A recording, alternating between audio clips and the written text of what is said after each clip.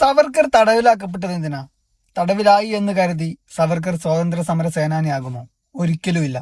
സ്വാതന്ത്ര്യ സമരകാലത്ത് നാസിക് ജില്ലാ കളക്ടർ ജാക്സനെ കൊല്ലാൻ ഉപയോഗിച്ച തോക്ക് സവർക്കറിന്റെ സഹോദരനുമായി ബന്ധമുള്ള അഭിനവ് ഭാരത് വിപ്ലവ ശൃംഖലയിൽ നിന്നും ലഭിച്ചതാണ് എന്ന് ആരോപിച്ചുകൊണ്ടാണ് സവർക്കറെ അറസ്റ്റ് ചെയ്യുന്നതും തടവിലാക്കുന്നതും. നീണ്ട 13 വർഷക്കാലം ജയിലിൽ കിടന്ന സവർക്കർ മോചിതനായി, അതും 6 തവണ ദയാഹർജി നൽകിക്കൊണ്ട്.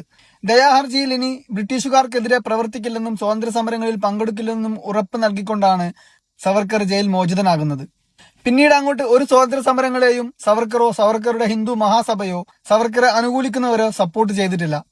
1942 ഓഗസ്റ്റ് 8 ബ്രിട്ടീഷുകാരോട് ഇന്ത്യ വിടണമെന്ന് ആഹ്വാനം ചെയ്തുകൊണ്ട് കോൺഗ്രസ് നടത്തിയ ക്വിറ്റ് ഇന്ത്യ സമരം തുടങ്ങിയപ്പോൾ ഹിന്ദു മഹാസഭയോടും സവർക്കറിനെ അനുകൂലിക്കുന്ന ആളുകളോടും സവർക്കർ പറഞ്ഞത് ഒരിക്കലും ആ സമരത്തെ സപ്പോർട്ട് ചെയ്യരുത്, അതിൽ നിന്നും പിൻവലിയണമെന്നാണ്. ബ്രിട്ടീഷുകാരെ ഓടിക്കുന്നതിന് വേണ്ടി ചെയ്യുന്ന സമരത്തെ സപ്പോർട്ട് ചെയ്യാത്ത സവർക്കർ എങ്ങനെ സ്വാതന്ത്ര്യ സമര സേനാനിയാകൂ? അതേസമയം തന്നെ ബ്രിട്ടീഷ് ഇന്ത്യ സൈന്യത്തിലേക്ക് ആളുകളെ റിക്രൂട്ട് ചെയ്യുന്ന പണിയും സവർക്കർ എടുത്തിട്ടുണ്ടായിരുന്നു. എന്താണ് ബ്രിട്ടീഷ് ഇന്ത്യ സൈന്യം?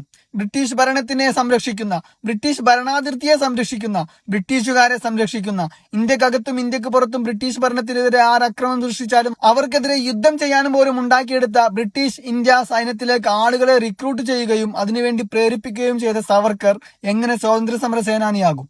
ജയിലിലാകും മുൻപ് ഇന്ത്യൻ സ്വാതന്ത്ര്യ സമരങ്ങളെ സപ്പോർട്ട് ചെയ്തു എന്ന് കരുതി ജയിൽ മോചിതനായ ശേഷം ബ്രിട്ടീഷുകാരോട് കാണിച്ച കൂറും ബ്രിട്ടീഷുകാർ കൊടുത്ത സപ്പോർട്ടും ഇന്ത്യൻ സ്വാതന്ത്ര്യ സമരങ്ങൾക്കെതിരെ നിന്ന അല്ലെങ്കിൽ ഇന്ത്യൻ സ്വാതന്ത്ര്യ സമരങ്ങൾക്ക് ഒരിക്കലും സപ്പോർട്ട് നൽകാത്ത സവർക്കറെ സ്വാതന്ത്ര്യ സമര സേനാനിയായി ഒരിക്കലും അംഗീകരിക്കാൻ കഴിയില്ല.